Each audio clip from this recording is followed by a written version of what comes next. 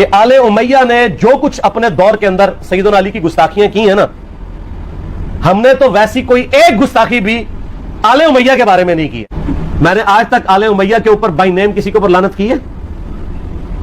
حالانکہ یہ مولا علی پہ کرتے رہے، یہ ہے لعنتی خود ہو گیا نا، جب مولا علی پہ لعنت کی تو لوٹ آئی۔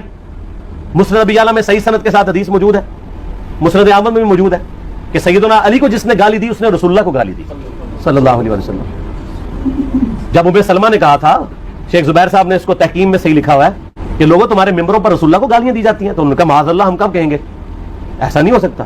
تو ام سلمہ نے کہا تم لوگ علی اور اس سے محبت کرنے والوں پہ گالی گلوچ نہیں کرتے ہو کیا؟ جبکہ میں نبی کی بیوی کہتی ہوں کہ سب سے زیادہ رسول اللہ سے محبت، سیدنا علی سے محبت نبی صلی اللہ علیہ وآلہ وسلم کرتے تھے۔ لہٰذا جب یہ تم کہتے ہو نا علی پر لعنت، علی سے محبت کرنے والوں پہ لعنت، تو یہ لعنت تو تم نبی علیہ السلام تک لے کے جا رہے ہو نعوذ باللہ، کیونکہ علی سے محبت کرنے والا پہلے نمبر پہ نبی صلی اللہ علیہ وسلم۔ محرم میں میلاد کا نکالنے والے محرم میں 10 محرم کا جلوس کیوں نہیں نکالتے؟ چلو بغیر ماتم کے نکال لیں، ماتم سے اختلاف ہے نا، کبھی بریلویوں کا جلوس نکلا 10 محرم کا؟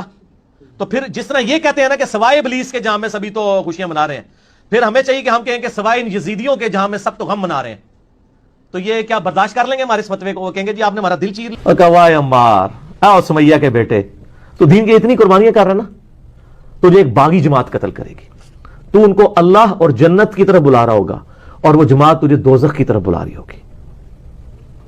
تو حضرت عمار بن یاسر کہتے ہیں اے اللہ میں فتنوں سے تیری پناہ میں آتا ہوں، لیکن یہ تو ڈیسٹری میں طے تھا کہ ان کی شہادت ہونی ہے۔ تو سر جنگ صفین میں حضرت معاویہ رضی اللہ تعالیٰ عنہ کے خلاف لڑتے ہوئے عمار بن یاسر شہید ہوئے، اور اس کے بعد اسٹیبلش ہو گیا اہل سنت اہل تشیع دونوں کے ہاں کہ دوزخ کی طرف بلانے والی باغی جماعت، پولیٹیکل ٹرم میں، اسلام سے باغی نہیں، پولیٹیکلی باغی، حضرت معاویہ کی جماعت، حضرت علی کی جماعت، اللہ کی جماعت، جنت کی جماعت۔ تو نبی الاسلام کی حدیث بخاری مسلم دونوں میں، میرے کربلا والے سے نبی الاسلام نے حضرت حسین کو اٹھایا ہوا ہے اور آپ فرماتے ہیں اللہ یہ میرے بیٹوں میں سے ایک بیٹا ہے، اے اللہ اس سے محبت کر جو اس سے محبت کرے، اس سے دشمنی رکھ جو اس سے دشمنی رکھ۔ ہم یہ پوچھتے ہیں کہ حسین سے دشمنی کس نے رکھی ہوئی ہے؟ ذرا پوائنٹ آؤٹ کریں نا، کیا یہ تھریٹیکل بات ہے؟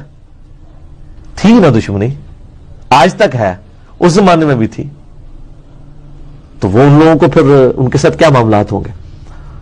حج پہ جاتے ہیں عبداللہ ابن عباس اور کہتے ہیں کیا وجہ ہے کہ میں عرفات میں تلبیہ کی آواز نہیں سن رہا، اللہم لبیک لبیک اللہم لبیک، لوگ اونچی آواز میں نہیں پڑھ رہا، تو لوگ کہتے ہیں کہ لوگ حضرت معاویہ کے ڈر کی وجہ سے نہیں پڑھ رہے، تو کہتے ہیں اللہ کی لعنت ہو ان پر، انہوں نے بغض علی میں نبی کی سنت کو چھوڑ دیا۔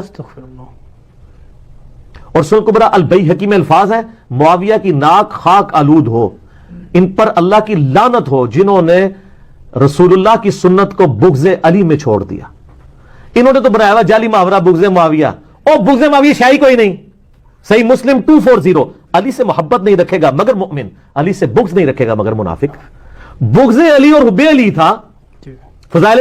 تو سعد ابن ابی وقاص نے کہا کہ یہ لوگ کون سے؟ پی ٹی آئی والے، نون لیگ والے، پیپلز پارٹی والے، وہ کون سے لوگ؟ یزیدی؟ نہ، یزید تو ابھی تک حکومت میں نہیں آیا، 56 میں فوت ہوئے ہیں۔ یہ لوگ اہل امیہ کے لوگ، یہ لوگ اگر میرے سر پہ آرا بھی رکھتے اور مجھے کہیں کہ میں علی ابن ابی طالب کے بارے میں کوئی برا جملہ بولوں تو میں نہیں بولوں گا، اور میں تمہیں بھی وصیت کرتا ہوں کہ علی ابن ابی طالب کے بارے میں کوئی جملہ نہ نکالنا، کیونکہ جو کچھ میں نے نبی علیہ السلام سے ان کے بارے میں سن رکھا ہے وہ اس چیز کا متقاضی ہے کہ میں ایک جملہ بھی ان کے بارے میں نہ نکالا۔ اسی کا ایک طریقہ سنن ابن ماجہ میں بھی ملتا ہے، اس میں الفاظ ہیں کہ حضرت سعد ابن وقاص کے سامنے حضرت معاویہ نے حضرت علی کے بارے میں کچھ تنقیص کے جملے بولے تو سعد غصے میں آئے، ان کا تو اس شخص کے بارے میں بولتا ہے جس کے بارے میں نبی علیہ السلام نے فرمایا تھا میری اس کے ساتھ، اس کی میرے ساتھ وہی نسبت ہے جو ہارون کی موسیٰ کے ساتھ، تو اس کے بارے میں بولتا ہے جس کے بارے میں نبی علیہ السلام نے فرمایا تھا کل میں اس شخص کے ہاتھ میں جھنڈا دوں گا کہ جو اللہ اور اس کے رسول سے محبت کرتا ہے، اللہ اور اس کا رسول اس سے محبت کرتے ہیں، اور تو اس شخص کے بارے میں بول رہا ہے جس کے بارے میں نبی علیہ السلام نے فرمایا تھا من کنت مولاہ فہذا، کہ اللہ کی قسم کوئی شخص پوری زندگی روزہ رکھتا رہے اور حجر اسود اور مقام ابراہیم کے دوران مکے میں نمازیں بھی پڑھتا رہے، پھر بھی ہم اہل بیت کا بغض اس کے دل میں ہوا تو سیدھا دوزخ میں جائے گا۔ تو آڑے رفع دین سارے چکے جانے نے، تو ساری دعوتیں تو ہی چکی جانی ہے، سارے بسترے تبلیغ جماعتیں چکے جانے نے اگر بغض اہل بیت ہوا۔ اور بغض اہل بیت کا مطلب یہ ہے کہ اہل بیت کے دشمنوں کے لیے دل میں نرم رویہ رکھنا۔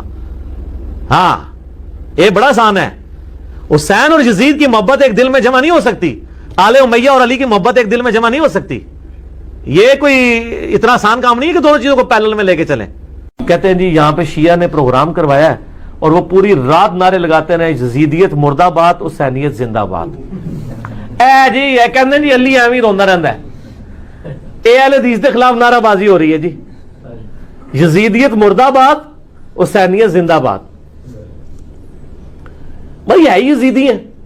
وہ جو لال رومال والا بیٹھا ہے جو اب حسینی ہوا ہے میری وجہ سے، پرانی ویڈیوز میں آپ دیکھیں وہ یزید کو رحمت اللہ علیہ کہتا تھا. مولا علی کبھی اس کی زبان سے نہیں نکلا تھا، اب وہ مولا علی بھی کہتا ہے. کہ نبی علیہ السلام نے فرمایا اگر کوئی شخص مقام ابراہیم اور حجر اسود کے درمیان پوری زندگی نمازیں پڑھتا رہے اور روزانہ روزہ بھی رکھتا رہے، لیکن اللہ سے اس حضور میں ملے، اللہ کے حضور اس حال میں پیش ہو کہ اس کے دل میں ہم اہل بیت کا بغض ہوا، تو وہ دوزخ میں جائے گا. آپ کی نمازیں، داڑیاں، شلواریں، یہ ساری کی ساری دھری کی دھری رہ جائیں گی. تو پھر کہتے ہیں نہیں ہمارے اندر کوئی بغض نہیں ہے. بغض نہیں ہے تو اہل بیت اور حضرت علی کی شان میں جب کوئی حدیث شیئر کروائی جاتی ہے تو آپ کو تکلیف کیوں ہوتی ہے؟ آپ چیک کر لیں. میں اگر کوئی کہتا ہے نا میں یہ ایسی ہی باتیں کر رہا ہوں، آپ بریلوی، دیوبندی، اہل حدیث تینوں کی مسجد میں اگر کوئی وائٹ بورڈ لگا ہوا ہے، نہیں لگا تو چارٹ پہ آپ یہ بڑی سی حدیث لکھ کے لگا دیں، علی سے محبت نہیں رکھے گا مگر مومن، علی سے بغض نہیں رکھے گا مگر منافق. تو شام تک وہاں پہ گڑبڑ نہ شروع ہو گئی تو سر میں اپنی ویڈیوز ڈیلیٹ کر دوں گا. لو چیلنج ہے. آپ صلی اللہ علیہ وآلہ وسلم نے فرمایا اگر کوئی شخص حجر اسود اور مقام ابراہیم کے درمیان پوری زندگی نمازیں پڑھتا رہے، اس سے کوئی افضل نماز ہو سکتی ہے؟ اور روزانہ روزہ بھی رکھتا رہے، لیکن وہ اس حال میں مرے اور اللہ کے حضور پہنچے کہ اس کے دل میں آل محمد صلی اللہ علیہ وآلہ وسلم کا بغض ہو، تو اللہ تعالیٰ اسے ضرور بالضرور دوزخ میں داخل کرے گا.